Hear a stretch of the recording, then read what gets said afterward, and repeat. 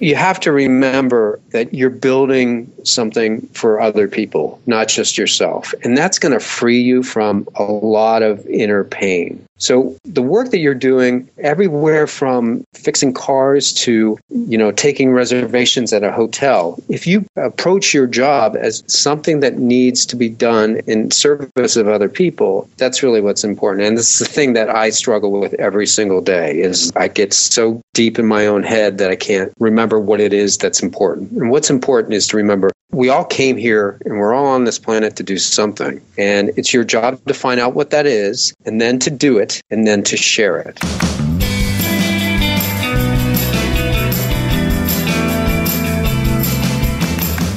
Welcome to Starve the Doubts. I am your host, Kimanzi Constable, and today's co-host is my buddy, Jody Maberry from parkleaders.com. Hey, Jody, how you doing? I'm doing good, Kimanzi. It's good to be here with you. And there is one person missing from Starve the Doubts that you all are very used to hearing. That, of course, is Mr. Jared Easley, the host. We gave Jared a little vacation, so Jody and I are going to kind of run the show today, aren't we, Jody? We are. This is like playing in his house when he's not home. Yeah. Is there anything you want to say, like maybe talk some smack about Jared or while he's not here? I probably shouldn't. He'll hear this. Okay. Well, we are joined by a very exciting guest. Today we are joined by Shawn Coyne. He is an author and editor. The books that he has worked on have grossed over $150 million in North America. So it's a little bit of money. His longest collaboration is with somebody that I think you would know, Mr. Steven Pressfield. He's edited a number of Steven's books, including The War of Art, which is a favorite of mine, Gates of Fire, Turning Pro. He is also a literary agent, manager, and business partner with Steven Pressfield with a company called Black Irish Books. You can find Shawn at storygrid.com. Hey, Shawn, thanks for joining Jody and I. Oh, thank you so much for having me. I'm really excited about talking to you guys. Sweet. So, Shawn, the question that we ask every Starve the Doubts guest when they come on the show is, what is the best concert you've ever been to? The best music concert? Yes. Well, it would have to be Bruce Springsteen in 1978 in Pittsburgh, Pennsylvania. Sweet. And I don't think I've ever heard yours, Jody. Jody, what is yours? Oh, that's an interesting question. I'm a big fan of Jason Haird, but he's a friend of mine and I've been to maybe 20 of his concerts. So I wouldn't pick just one. But also, Harry Connick Jr. at Illinois State University was outstanding. Nice.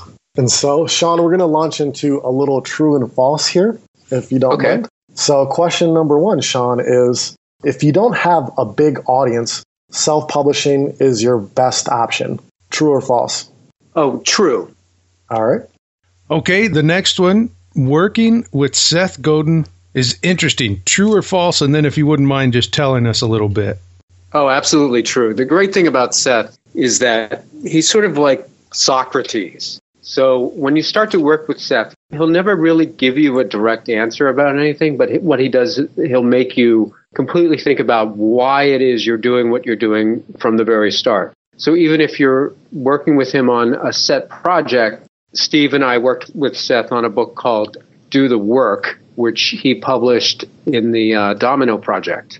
And so when you're working, even when you're working on a set project, Seth will ask you questions like, well, why exactly did you write this book? And it really makes you focus and concentrate on what is really motivating you deep down inside, not necessarily financially, but why exactly it is you want to do what you want to do in the first place. So I talk to Seth, whenever I do, and he's actually got a new book out now called What to Do When It's Your Turn. And I read it in one sitting. It's a wonderful book that's really all about, motivating people who have something to give the world to get them to actually sit down and do it. Yeah, that's got to be a pretty cool experience to work with Seth Godin. Yeah, it is. He's a great guy. All right. So, Shawn, a mistake too many authors make is not getting their book edited. True or false? Yes, true. And you are an editor, of course, so have you ever read anything and was like, oh?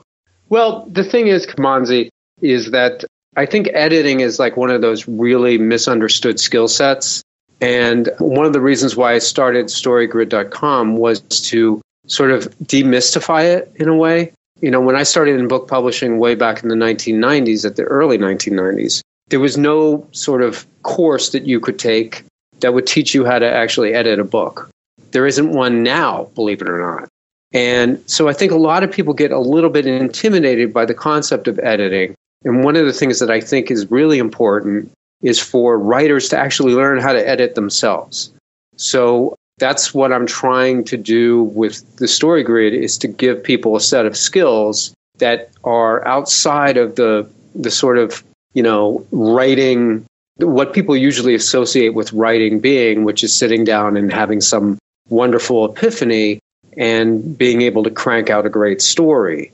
That really doesn't happen all that often and very infrequently. So what do you do the other days when, the muse isn't sitting by your side? And that's really where the skill set of an editor can help a writer. So if you get stuck, you can take a step back and say to yourself, well, what exactly do I want to accomplish with this particular scene or with this particular story?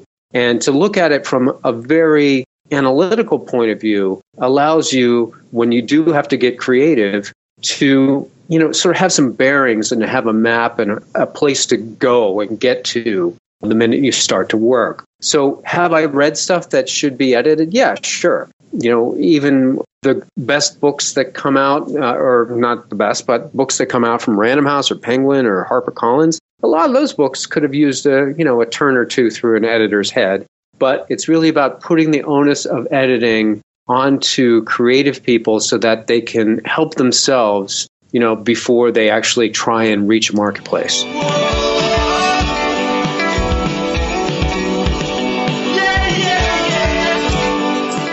Is there a book that you would recommend for maybe the writer that wants to learn even the basics of editing? Is there a book out there? Well, I'm going to publish the Story Grid as a book in early 2015. But the thing is that I can't recommend one off the top of my head for the very, very specific skill set that it takes to edit for books or stories in general. But what I will recommend is what I read.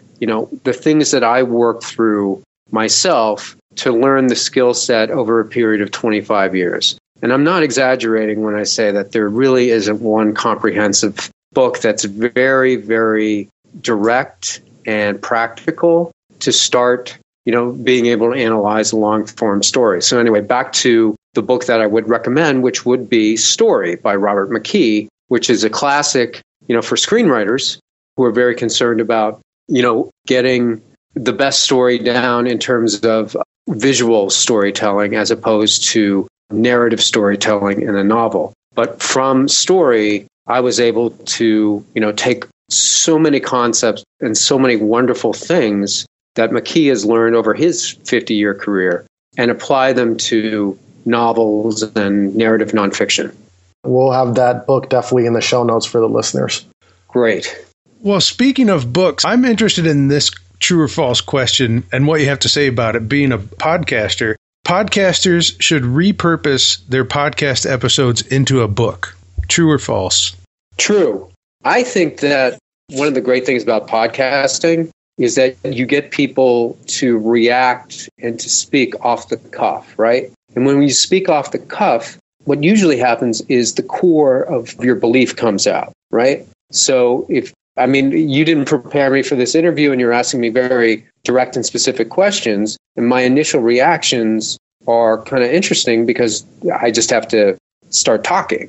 And I think one of the difficulties for writers is getting to that moment of honesty and clarity and directness. So podcasting, I think, is a very unique opportunity for people like you guys to, bring down a lot of the conversations that you've had and boil them down to their core. And then perhaps, build off of themes such that you can do specific books and feature different people, and their reactions. So I really do think that by doing transcripts, and a lot of times what I'll do is when I do a podcast interview, is that I'll have the interview transcribed myself and then offer it to the people at storygrid.com. And what they find is that a lot of people love to listen to it and then go back with the transcript and dig through, the ums and the ha's and the this stuff that we all do while we're trying to think of something to say and to find, the direct core of what that particular person is trying to say.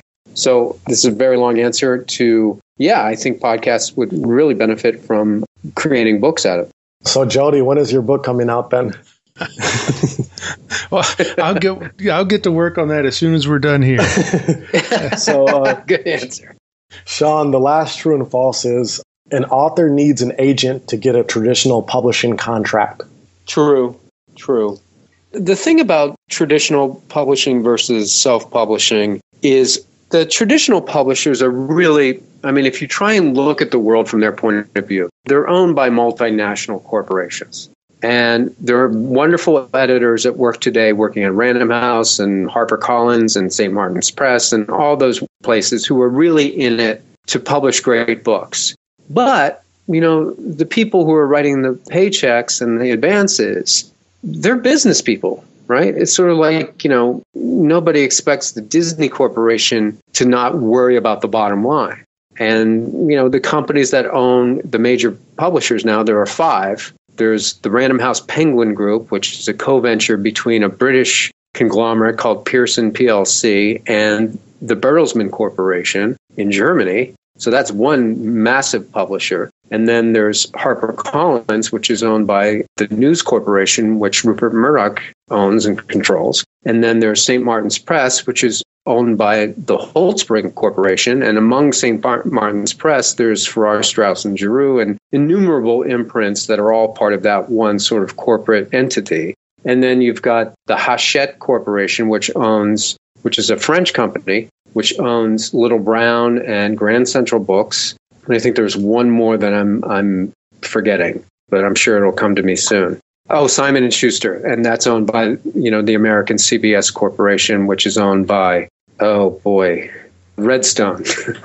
Anyway, all of those people that I've just described, they're really serious business people. So they need the dollars to flow in much the same way as any company does. And the way big publishers do is to create as many big properties as they possibly can. So over the past 20 years, what you've seen are big swings from the big publishers. And what I mean by that is that they'll attach themselves to a particular project and invest a lot of money in one single project in the hopes that they will create somebody like J.K. Rowling or James Patterson or somebody, or John Grisham or Stephen King. So they take smaller and smaller number of projects and try and make them big, big brands. Now, what that's done for people who used to be the bread and butter of publishing, which are sort of what they used to call mid-list writers, is that it's kind of left them in the lurch, right? So the guy who sells 5,000 to 6,000 copies of a particular book can be a profitable person. And a publisher could make a nice little profit off of that person, but they're not going to become James Patterson. They have a niche market and they sell well and they can find an audience. But that's not all that interesting to the Bertelsmann Corporation. What they want is John Grisham. So what's happened is that self-publishing has sort of come in with the digital revolution in 2007 with the founding of the Kindle and all the ebooks. And what that has done is allowed people and writers who used to be those mid-list people to find that marketplace and to build their own audiences and to build their own sort of infrastructure using the Amazon.coms of the world, as well as Kobo and iTunes. And what they've found is that they can make a pretty decent living, far better living than they ever would if they were published as a smaller mid-list writer at Little Brown.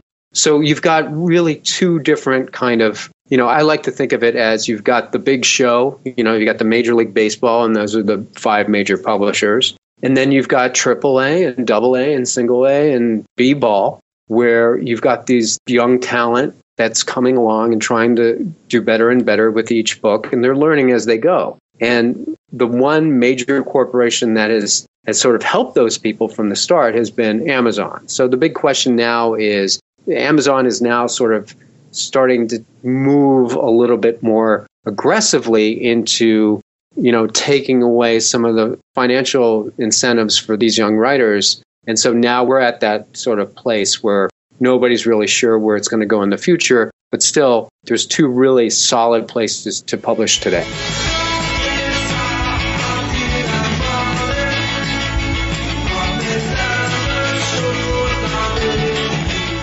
And I should tell you, Shawn, I started with self-publishing, and I never even thought about going to a publisher. And at the point where my books had sold about 30,000 copies, self-published, I had a few publishers coming to me. Of course. Yeah, and I ended up signing with an amazing publisher called Sound Wisdom Books, which is an offshoot of a Christian publisher called Destiny Imaging. But I can tell you, people said, why did you go self-publish? They've been absolutely amazing to me. Well, it's not only financially exciting, it's also just learning a different sort of world is always a lot of fun for a particular temperament. I'm sort of the kind of person, I think you guys probably are too, given your podcast experience. I'm the kind of person where if something is new and interesting and I could sort of do it myself and try it, that's really appealing to me. And that's not appealing to everybody, but it is to a certain kind of temperament. And one of the things I love to do is to direct as much of my own creativity and my own stuff as I can. So I'd rather not. I published a book with a division of Penguin a couple of years ago, and it was a fine experience. I'm not complaining. But, at one point, it was a book about the rise of the Pittsburgh Steelers in the 1970s and the fall of the steel industry. And it was a unique, fun book that was sort of a hybrid sports narrative nonfiction. And I wrote it with a guy named Chad Millman, who is ESPN Magazine's editor-in-chief. Anyway, we really busted our hump on this book, and we worked really hard for it. We delivered it. We got a really nice advance, no complaints. But then when the book came out, Chad and I said to our publisher at the time, we said, hey, look, we have an idea. They wanted to send us on a big publicity tour, and they were funding it. And we said, why don't we take some of that budget and instead we'll create, some really cool postcards about the book. And we can hire this company that will put the postcards on the cars of everybody who goes to the Steelers games across the country. And we thought that was a pretty good marketing idea. Instead of me just doing another interview on KDKA in Pittsburgh, we would actually get it directly into sports fans' hands. And immediately they said no, just no. And we said, well, would you mind if we funded it ourselves? And they said, no, you can't do that because we own the property and we don't want you to do that. And it was at that moment where I said, the advance was great. I like going to Pittsburgh on a corporate dime, but this really isn't that much fun if I can't even affect the success of my own work. So a similar thing happened with me and Steven Pressfield when Steve was doing his novel, The Profession, at a division of Random House. And so that's when we said to ourselves, hey, let's start our own thing called Black Irish Books. And this way we can give away whatever we want. We can do whatever marketing mistakes we want. We can try things, and if they don't work, we'll learn from them. And if they do, great. And so far, it's kept the wolf from the door financially. We're not killing it. But what is fun is to be able to have an idea and to actually execute it and see what happens. And when you hand over your properties, sometimes you're not allowed to do that. Now, with Black Irish, you said you get to try things and see if they work. Would you be willing to share something that seemed like a good idea that you tried and it didn't end up working? Let me think. Yeah, I have no problem sharing that. Let me think. The one thing I don't want to do is to denigrate a book because of a bad marketing decision. So I'm trying to figure out a way to tell a story without denigrating a book. Because whatever we publish, we absolutely adore the book and we'll do anything for it. And sometimes what happens is when you tell a marketing mistake, it reflects back on the book and people go, oh, the book must have been terrible, when it was really a marketing mistake. But one of the things that didn't work so well was we decided to do kind of an online promotion at a number of places, and we discounted, an ebook to like 99 cents. And we offered it in a very sort of diffuse way, meaning we went to outside, friends of ours who have other major followings and websites. We said to them, hey, could you read this book? They read the book. They loved the book. And we said, hey, we want to do a deal where we're going to give away the ebook for 99 cents. Will you guys promote it on your website? So we got a whole battery of really great people to agree to do this. And when we did it, it didn't work. It fell on its face. And I think what happened was, we maybe sold 300 of these ebooks that were highly discounted. What we took away from that was this.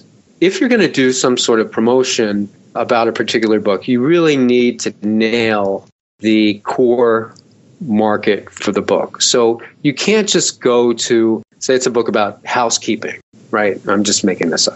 And it's about how to clean your house in the best possible way without using really bad chemicals. So if you offered that book for 99 cents as an ebook at, a website that was a really good friend of yours who ran it, but it was dedicated to football fans, you're not going to sell a lot of them, right? Because football fans don't really care about how clean their house is or how many chemicals are in their house because they just want to watch football. So one of the things that you have to think of when you're doing marketing is you have to really, and this goes to podcasting too, I suspect, you got to find out who your peeps are, who really cares about what you care about. And then, walk it up from there instead of going global and then trying to do as many hits as possible. Find that core market that really cares about, toxic chemicals in cleaning products that you should really avoid in your house. So if you were to go on Google and web search that, you'd probably find a really good, tightly focused market that would be really interested in that book and would be happy to give you $1 for it. But if you did what we did at Black Irish, which was to go wide, you're just not going to get that kind of reaction because they're just not going to, unless it's a very specific topic, you're kind of flying blind. What can an author do to consistently sell books? Or what are maybe a few things that they can do? Well, I think the most important thing, and this, I'm glad you brought up Seth Godin earlier.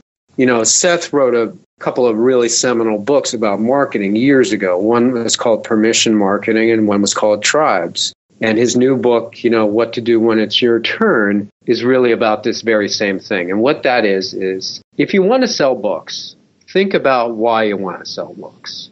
Now, for my purposes, I want to sell a lot of books when my book, The Story Grid, is ready to go. And we're going to publish it at Black Irish, and it'll be ready in February or March of next year. Okay, I want to sell a lot of books, right? Because that'll be great. But is that really the most important thing to me?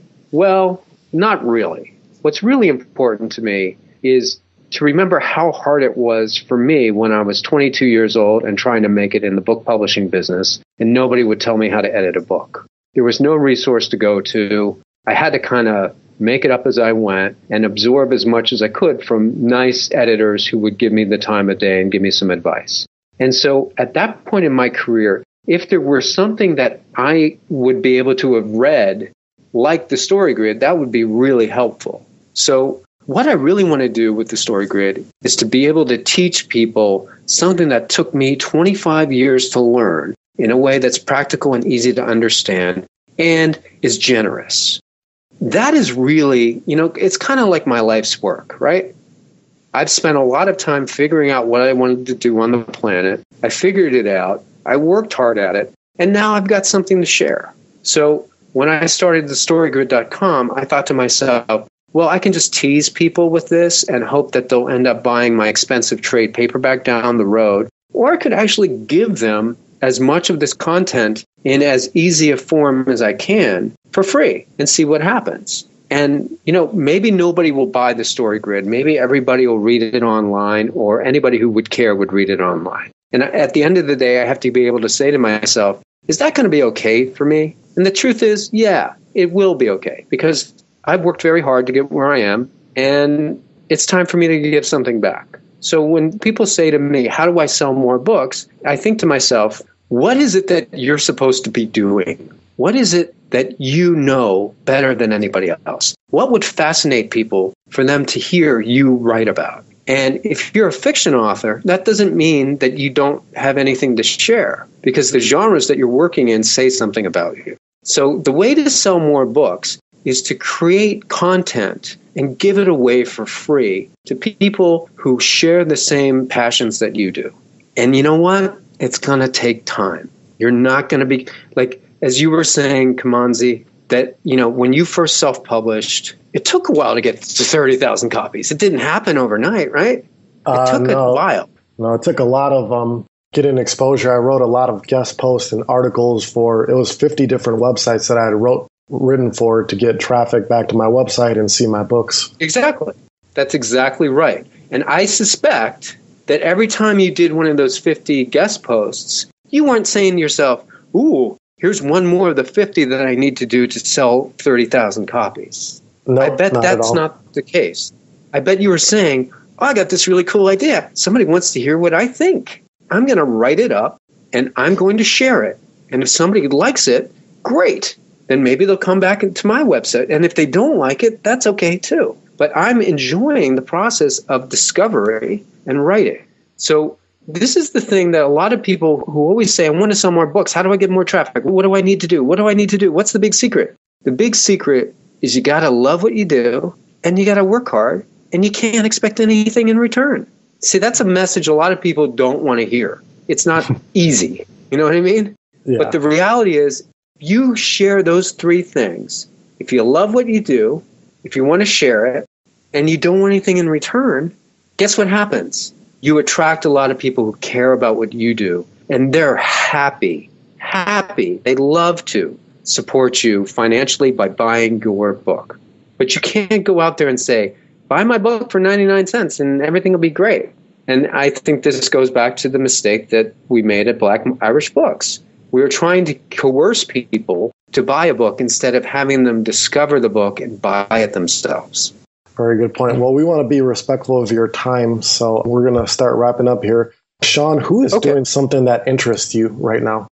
Well, I met this guy through Steve Pressfield. Steve, as you know, has a lot of great ties into military and military thinkers. And there's a man at West Point who runs a really incredible program. He's been running it there for 30 years. And what it's called is the Performance Enhancement Center. I might have screwed that up, but he's been running this sort of like cell of really interesting, deep-thinking counselors who work on helping people sort of get over their inner wars. If they have confidence problems, if they're trying to take a test and they choke, this is a place where they go to learn how to, settle down that inner negative voice. And so I've just been, talking to him for a while, and I think what he has built over 30 years could be a really fascinating book, because I've never met anybody who ever was overconfident, when they have to perform.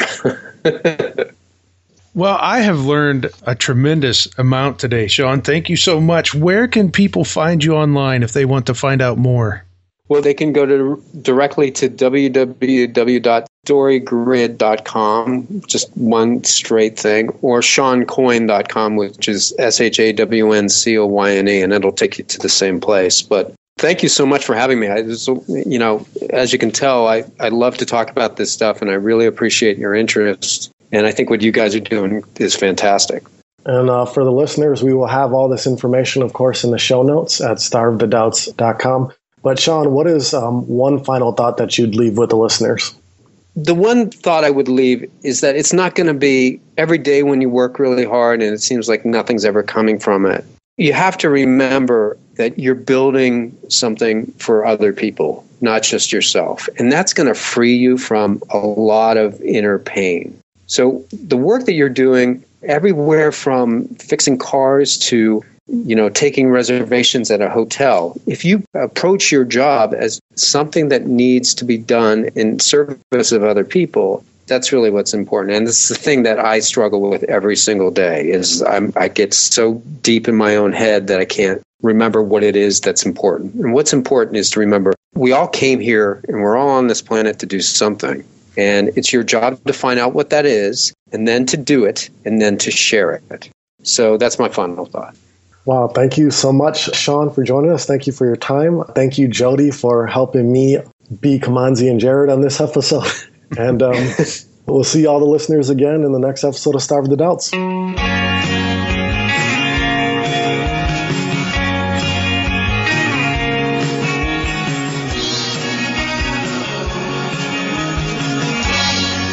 If you want to sell books, think about why you want to sell books. Now, for my purposes, I want to sell a lot of books when my book, The Story Grid, is ready to go. And we're going to publish it at Black Irish, and it'll be ready in February or March of next year. I want to sell a lot of books, right? Because that'll be great. But Is that really the most important thing to me? Well, not really. What's really important to me is to remember how hard it was for me when I was 22 years old and trying to make it in the book publishing business, and nobody would tell me how to edit a book. There was no resource to go to. I had to kind of make it up as I went and absorb as much as I could from nice editors who would give me the time of day and give me some advice. And so at that point in my career, if there were something that I would be able to have read, like the Story Grid, that would be really helpful. So what I really want to do with the Story Grid is to be able to teach people something that took me 25 years to learn in a way that's practical and easy to understand and is generous.